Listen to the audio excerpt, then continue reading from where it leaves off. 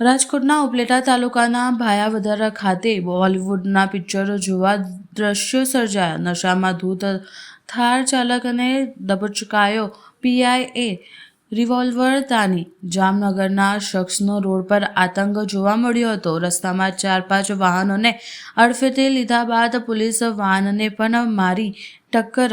બેફામ ડ્રાઇવિંગથી રોષે ભરાયેલ લોકોએ નબીરાને મેથીપાક ચખાડતા પોલીસે માંડ બચાવ્યો. ભાયાવદર પીઆઈ પરમાર અને ટીમે જીવવાના જોખમે કારને આંતરી મોટી જાનહાનિ ટળી.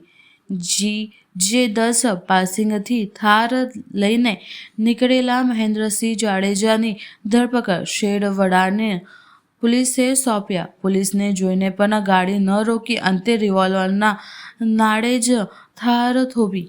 ગઈકાલે ભાયાવદર પોલીસ સ્ટેશનની ટીમને શેઠવડાના પોલીસ સ્ટેશન તરફથી સૂચના મળી કે એવી એક થાર ગાડી છે જો ત્યાં પોલીસ રોકાવાનો પ્રયાસ કર્યો અને ગાડી પોલીસથી છટકીને અહીંયા ભાયાવદરમાં આવી ગઈ.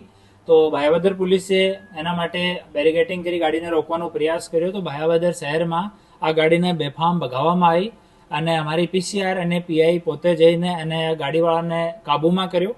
અને કાબૂમાં કર્યા પછી એનું નામ મહેન્દ્રસિંહ ભૂપતસિંહ જાડેજા, આ જામનગરનો રહેવાસી છે.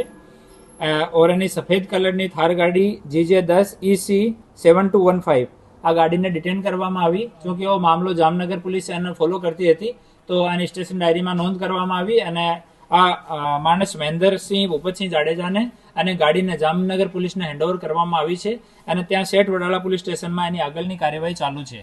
એવા જો બનાવ બને છે રોડ ઉપર સ્ટન્ટ કરવાના કે ગાડીના અનિયંત્રિત રીતે હાંકવાના, આમાં કન્ટિન્યુ રાજકોટ ગ્રામ્ય પોલીસ તરફથી કામગીરી કરવામાં આવી છે. અમારા રેન્જના વડા શ્રી અશોકકુમાર સાહેબનો સ્પષ્ટ નિર્દેશ છે આમાં.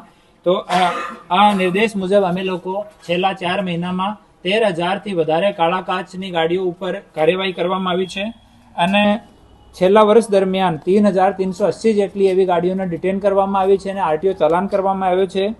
સિર્ફ જનવરી 2026ના મહિનામાં 469 ગાડીઓ ડિટેન કરવામાં આવી છે, જેમાં મોટાભાગની ગાડી SUV ટાઈપની ગાડી છે, થાર, ફોર્ચ્યુનર, સ્કોર્પિયો ટાઈપની ગાડી છે.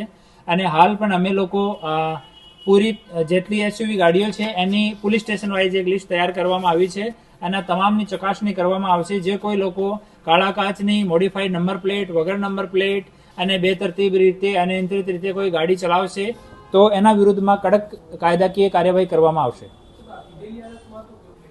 હા, આ નશાની હાલતમાં હતો અને આને જામનગર પોલીસને હેન્ડઓવર કરવામાં આવ્યો છે.